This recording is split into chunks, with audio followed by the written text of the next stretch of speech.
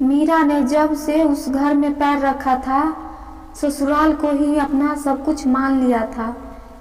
पति, सासू माँ जो कह देते उसके लिए पत्थर की लकीर होती। वह हमेशा से ही नाजुक दिल वाली, समझदार और कर्तव्य परायण महिला थी। उसने एक आखिरी इच्छा अपनी बहू के सामने रखी तो बहू ने कहा, माँ जी आज के बाद इस घर में दोबारा फोन मत करना।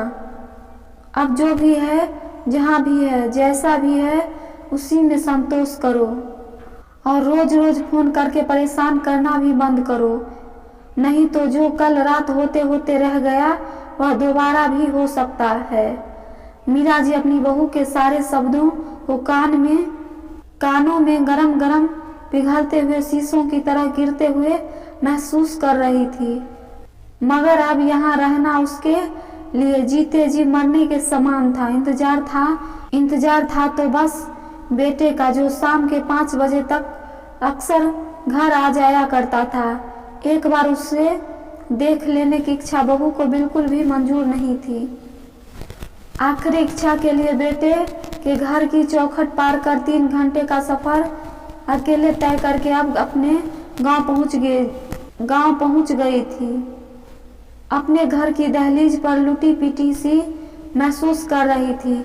उनका दरवाजा खुला देख देवर की बहू गरम गरम चाय और पूरी सब्जी थाली में लगा लाई।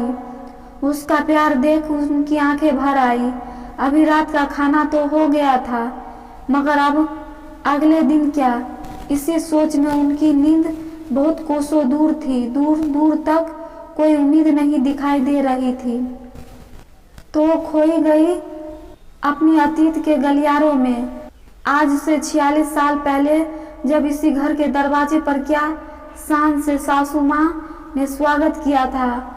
उनका पूरा मोहल्ला तो उनकी एक झलक को तरस रहा था।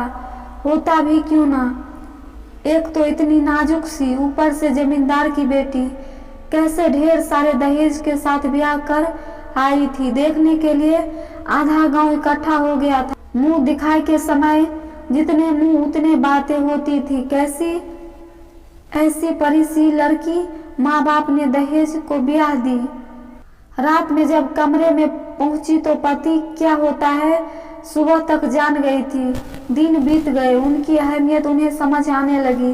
पति को रात के अलावा उनमें कोई रुचि नहीं थी। कुछ दिन बाद उनके पति की पहली बीवी का बेटा सूरज भी अपने नानी के यहाँ से बुला लिया गया था। सूरज अभी मात्र 2 साल का भी ना था, मगर मीरा जी ने ऐसा लिपटा कि जैसे कितना पुराना नाता हो। मीरा जी भी एक अलग ही अनुभूति महसूस कर रही थी। उसके साथ दिन बीत गए। सास के कहने पर जब मीरा जी का परीक्षण कराया गया तो पता चला कि मीरा जी कभी मां नहीं बन सकती। पति ने बहुत चाहा कि मीरा को घर से निकाल तीसरी शादी कर ले, मगर मीरा जी की सास ने ऐसा होने नहीं दिया। यह कहकर सबके मुंह बंद कर दिए कि मीरा जैसा प्यार कोई और औरत नहीं कर पाएगी सूरज को। पतिदेव शराबी तो पहले ही थे, अब घर भी आना बंद कर दिया। रात में खेत पर ही सोने लगे। एक रात ऐसे गए कि अगली सुबह वापस ही नहीं आए। नाम के थे पति, इसलिए मीरा जी को ज्यादा अकेलापन खला भी नहीं। उनकी पूरी दुनिया तो सूरज ही था। बहुत मेहनत करी उन्होंने जीवन भर। वह सूरज को एक काबिल सरकारी अध्यापक बनाकर ही मानी। बहुत दिक्कतों का सामना किया, कभी पैसों की किल्लत तो कभी गांव में शिक्षा का स्तर अच्छा न होने पर अपने से दूर रिश्तेदारों के यहाँ भेजकर पढ़ाना। आखिरकार उनकी मेहनत रंग लाई और उनका बेटा सरकारी अध्यापक बन ही गया। कुछ समय बाद अच्छा घर देखकर अपने बेटे सूरज की शादी भी कर दी। बेटा बहू ट्रांसफर के चक्कर में शहर आ गए। उन्होंने गांव में रहकर ही खेत और घर की जिम्मेदारी निभाई। जब तक सास जिंदा रही तब तक अकेले ही उनकी सेवा करती रही। एक आदर्श इंसान की खूबसूरत मूरत भी मीरा जी थी। जहाँ भी जाती थी सब उनके अपने हो जाते थे, मगर बहू को उनका आना अच्छा नहीं लगता था, क्योंकि बहू की नजर में तो वह सौतेली सास ही थी। सूरज बहुत समझाता, मगर वह तो बस उनसे दूर ही रहना पसंद करती थी।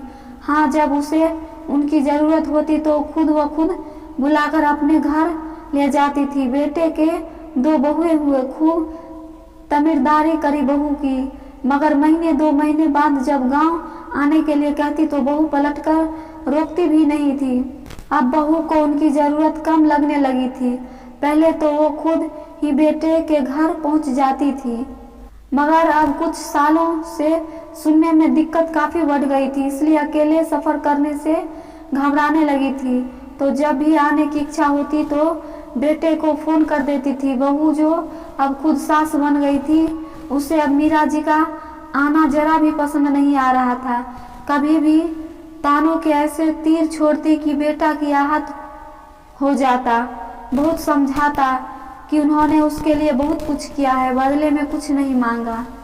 तब बहू तपाक से कहती, कुछ चाहिए नहीं तो आती ही क्यों है, हम तो बुलाते नहीं। सूरज बहुत शांत किस्म का इंसान था और बीवी को भी शांति रखने के लिए कहता था, मगर एक रोज़ उसने फैसला सुना दिया कि अब अपनी माँ से कहो यहाँ न आया करे, अपने ही घर में रहना सीखे। सूरज के लाख समझाने के बाद भी वह शांत होने को तैयार नहीं थी, यहाँ तक कि जैसा वह चाहती थी कि मीरा जी भी सुन ले कि क्या वह कहना चाहती है।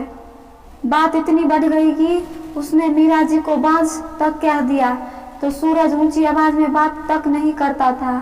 आज उसने अपनी बीवी पर हाथ उठा दिया। फिर तो जो हुआ उसकी तो मीरा जी ने कल्पना भी नहीं करती थी। उनकी बहू उन्हें इस उम्र में घरेलू हिंसा के केस में अपनी सास को जेल पहुंचाना चाहती थी।